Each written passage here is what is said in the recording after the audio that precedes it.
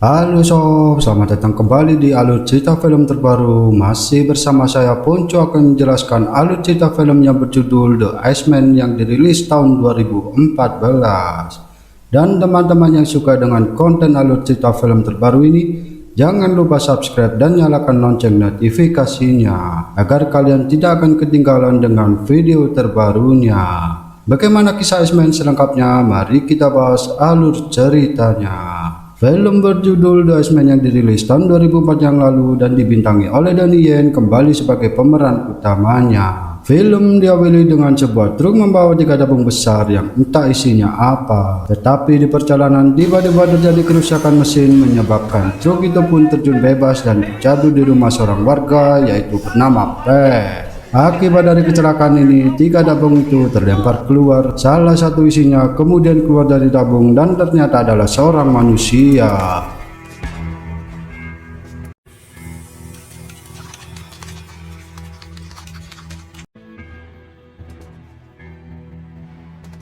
Yang diketahui bernama He Ying, seorang jenderal pada masa dinasti Ming. Hal pertama yang ia lakukan setelah terbangun adalah pipis yang deras sekali seperti semprotan damkar. Dan setelah selesai ia mulai melihat keadaan sekitar yang terlihat sangatlah asing baginya. He Ying menemukan bahwa dirinya sudah tertidur selama ratusan tahun. Kembali ke masanya, dahulu He Ying ditugaskan untuk membawa alat perjalanan waktu atau lingga mitos dari India. Alat ini untuk dibawa ke Kaisar Ming, dan alat ini digunakan untuk memutar roda waktu emas dan mulai melakukan perjalanan waktu. Ia pun kini tak tahu harus berbuat apa. He Ying datang ke sebuah festival Lan Kuei Fong dan tak sengaja ia memukuli orang karena dianggap sebagai penjahat. Ia lalu bertemu dengan seorang wanita bernama Xiao Mei. Jin berpindah di lain tempat di jalan kota di tengah malam. Seorang gangster India dan anak buahnya sedang mempersiapkan jebakan. Ketika itu seorang datang menghampirinya yaitu Shao, saudara dari He Ying yang baru saja keluar dari tabung dan sedang kelaparan. Ia ditawari makanan oleh gangster India tersebut. Dan tak lama polisi datang dan mereka terlihat berkelahian, tetapi Shao tak memperdulikannya. Ketika makanan tumpah oleh kepolisian, dia pun kesal dan mengajar seluruh polisi dengan mudahnya. Ketika polisi akan menembak, salah satu temannya datang yaitu Nian Hu yang juga berasal dari dinasti Ming. Setelah merebut pistol polisi, kemudian ia menembakkannya dengan penuh heran. Setelah berhasil mengalahkan semuanya, mereka berdua lalu bergabung dengan gangster India.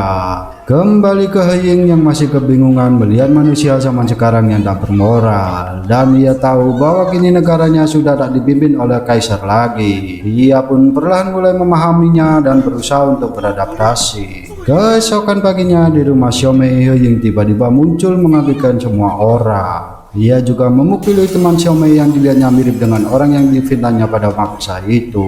Kembali ke masa lalu pada tahun 1621 ketika He Ying dan pasukannya akan kembali, tiba-tiba mereka dihadang oleh pasukan kaisar. Dan mereka menuduhnya telah berkhianat dan bersekongkol dengan perampok Jepang. Ia lalu ditangkap dan dieksekusi dan seluruh keluarganya juga akan dieksekusi.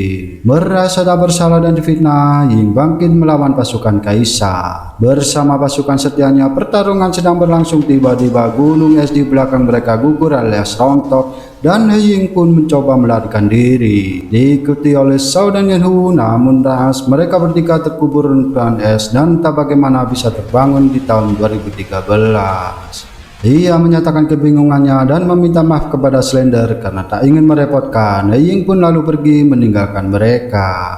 Setelah berjalan-jalan cukup lama dan jadi pusat perhatian karena pakaiannya, Ying merebut pakaian setelan jas dari seorang selebriti lokal, lalu melanjutkan berjalan-jalan. Sore harinya, komisaris polisi yang juga seorang pengusaha bernama Cheng Yangming bertemu dengan rekan bisnisnya yaitu Tang, di mana Tang tak sengaja menanyakan tentang 3 tabung yang berisi manusia ke komisaris Zhou. Zhou merasa tersinggung kenapa ia bisa tahu akan tabung itu. Kemudian dirinya menunjukkan sopir truk yang membawa ketiga tabung itu dan beberapa hari silam.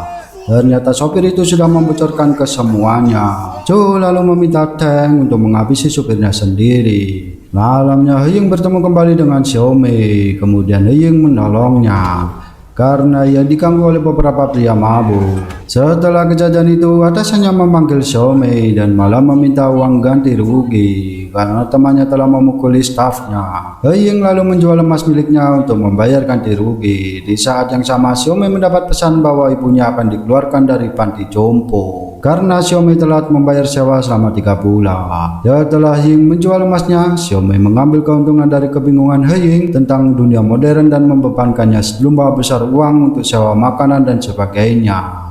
Lian Hu dan Shao yang telah menjadi bos geng India lalu meminta mereka untuk mencari He Ying di rumah Xiaomei. He Ying mencari informasi tentang roda waktu emas dan dinasti Ming di internet, di mana tertulis bahwa He Ying bekerja sama dengan perampok Jepang dan penjahat berbahaya. Hal ini membuatnya sangatlah marah. Sementara di markas geng India, Lian Hu dan Shao mengingat kejadian di masa lalu, di mana mereka bertiga saat itu bertemu dengan atasannya bernama Tuan Du dan membicarakan tentang penemuan surat yang ditunjukkan untuk Jepang dan menduga ada mata-mata di pasukannya. Ia akan mencocokkan tanda tangan milik pelaku dengan seluruh pasukannya, di mana pada malam itu seluruh anggota Tuan Du tewas terbunuh. Keesokan harinya, Ying meninggalkan kota untuk melakukan misi dan surat itu pun hilang dan tak pernah ditemukan. Oleh karena itu, Shao dan Lian Hu bertekad untuk membalas dendam kepada He Ying karena menduga Ying membunuh atasannya. Di panti jompo, Xiaomei membayar tunggakan sewa ibunya dan membawanya jalan-jalan. He Ying yang merasa kasihan kemudian mulai membantu menyembuhkan ibu dari Xiaomei. Tujuannya agar aliran darahnya lancar. Besoknya di kantor pusat perdagangan internasional, Komisaris Chung menemui orang tua yang pertama kali melihat He Ying. Kemudian membayarnya dan meminta agar melupakan kejadian itu dan menghubunginya jika melihat He Ying kembali.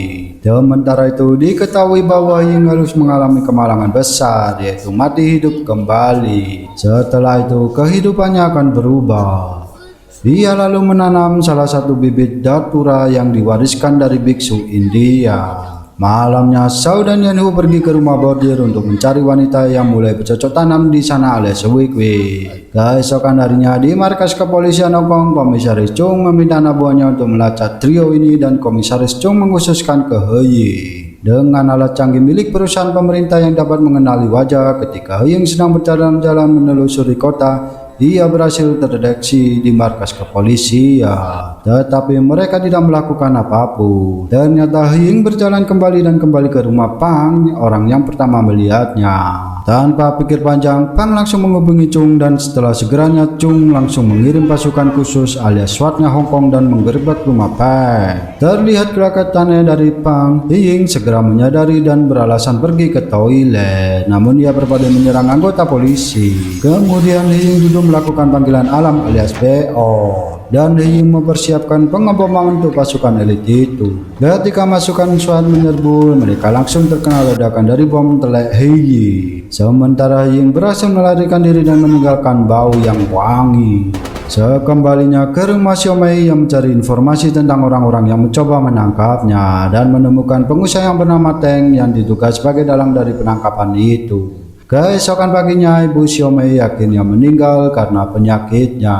He Ying berusaha menghibur Xiaomei dan mulai saat itu mereka mulai menjadi sangat dekat. He Ying berlanjut mencari Teng di kantor pemerintahan dan ia terdeteksi oleh kepolisian dan mencoba bersembunyi dari kejaran He Ying. Sementara He Ying merampas seragam polisi dan mengubah struktur wajahnya dengan jarum akupuntur agar tak terlihat oleh kepolisian. Cara ini pun berhasil dan ia sampai ke ruang VIP Komisaris Chung, tempat persembunyian Teng. Setelah melepas penyamarannya, He Ying menginginkan informasi mengapa ia dikirim ke Hong Kong. Karena Teng keras kepala, He Ying lalu memulai mematahkan satu persatu tulangnya agar ia membuka mulut setelah terungkap bahwa Komisaris Chung yang membantunya Teng untuk menyelundupkan barang-barang ilegal ke Hong Kong, termasuk tabung He Ying dan 2 lainnya. Namun ia tak mengetahui tujuan dari komisaris. Tak berserang lama, komisaris menyadari keberadaannya dan sesegera mungkin mengirim pasukan untuk menangkap He Ying. Namun dengan keterampilannya, He Ying berhasil melarikan diri dan berhasil lolos.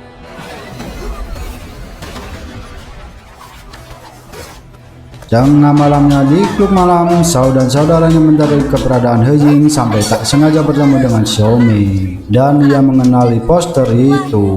Di saat bersamaan He Ying berada di sana kemudian bertarung melawan Shao, di mana mereka tampak seimbang dan sama-sama kuat.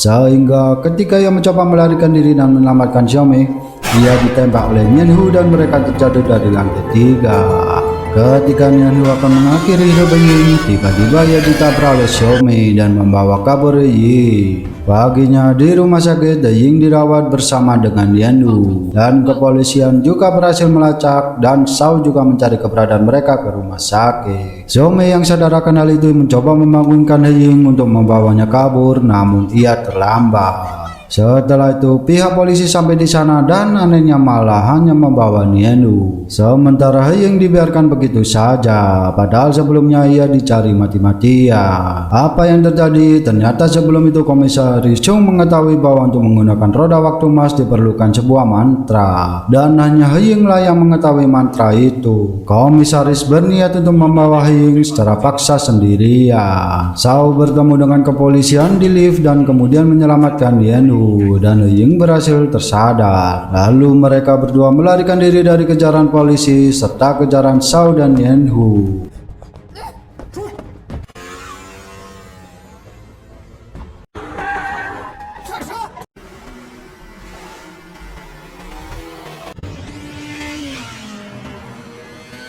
Setelah pengejaran yang lama, mereka terhenti di jembatan Stigma karena di jembatan itu ada kecelakaan beruntun. Mau tak mau, Ying melanjutkan dengan menunggangi kuda.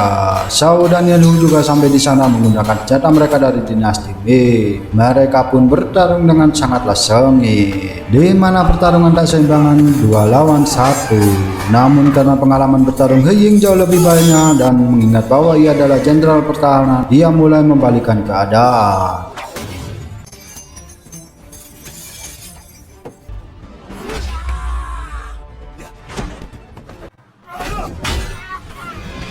Sementara Komisaris sudah bersiap menembak Ying dari helikopter. Setelah berhasil membiusnya, Ying melempar obat bius itu ke Nian Hu dan melindunginya sebelum tertabrak sebuah mobil. Karena hal ini, Ying terlempar dan jatuh tenggelam ke sungai, diikuti oleh Shao yang mengejarnya. 3 hari kemudian di penjara, Stanley Komisaris tiba-tiba muncul dan menyelamatkan Nian Hu. Diketahui melalui kelas balik sebenarnya, Komisaris juga berasal dari dinasti Ming. Identitas aslinya adalah Yuan Long. Ternyata mereka berempat adalah saudara seperguruan yang bertarung berdampingan pada masa itu. 3 bulan setelah kejadian itu, Ying dan Yuan Long berhasil menemukan roda waktu emas dan berencana untuk kembali ke dinasti Ming, dan film pun berakhir. Oke sob, itulah alur cerita dari film The Iceman. Jika ada kesalahan dalam video ini, saya meminta maaf yang sebesar-besarnya. Dan khusus untuk kalian yang belum subscribe, silahkan tekan tombol subscribe terlebih dahulu dan aktifkan tombol loncengnya agar kalian tidak ketinggalan alur cerita film selanjutnya.